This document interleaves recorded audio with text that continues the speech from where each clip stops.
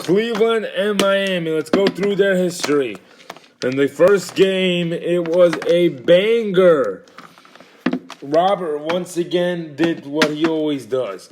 Made a 2 with 1 second to go. Dax shot it and missed. That reminds me of the last time these two played in the playoffs. Oh, baby, that's gotta hurt. You're roasting that dude right there. Then this one, also very similar. Robert makes a 3 with 1 second to go.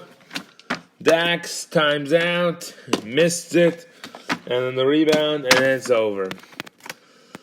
What will happen tonight after 2 game winners by Robert Jett? What would happen again, and there'll be a 3-0 series?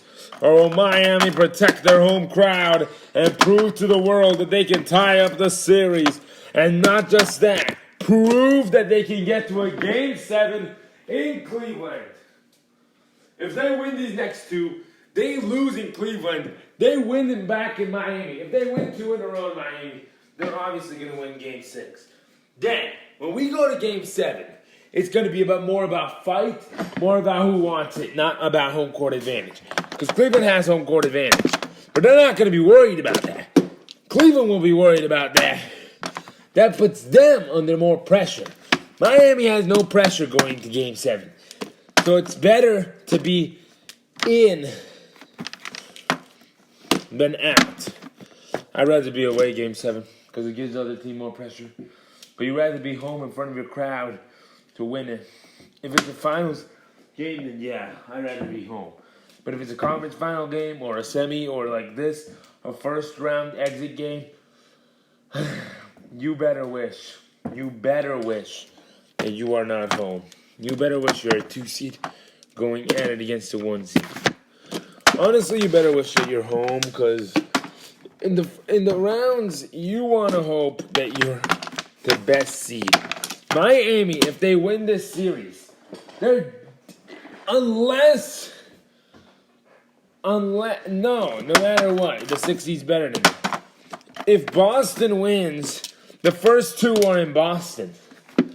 So, kinda bad. If Miami can go on be one of those teams that never loses at home, that's good. But you should have done that in the regular season so that you don't fail. But yeah. Robert Jett's been doing this all season long. What about his averages this season? This playoffs.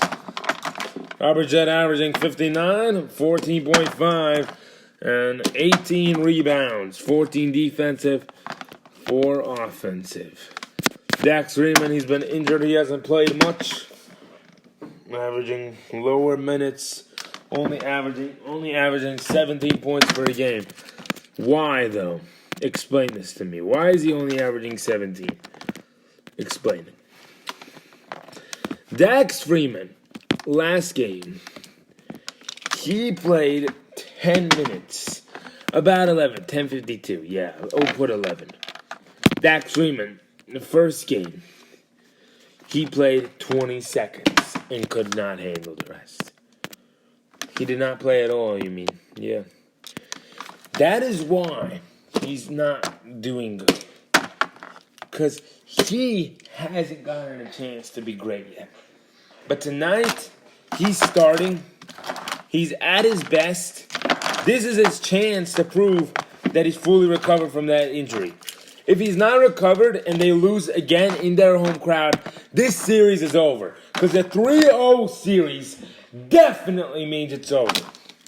Even if Miami wins the next game, it'll be 3-1. Go to Cleveland. You got to win the next 3. You got to win the next 2 to tie it even. So, what's the point if you lose this game? You're 1 game away from losing the series. You win in Miami, you win in Cleveland, you go back to Miami, and you win.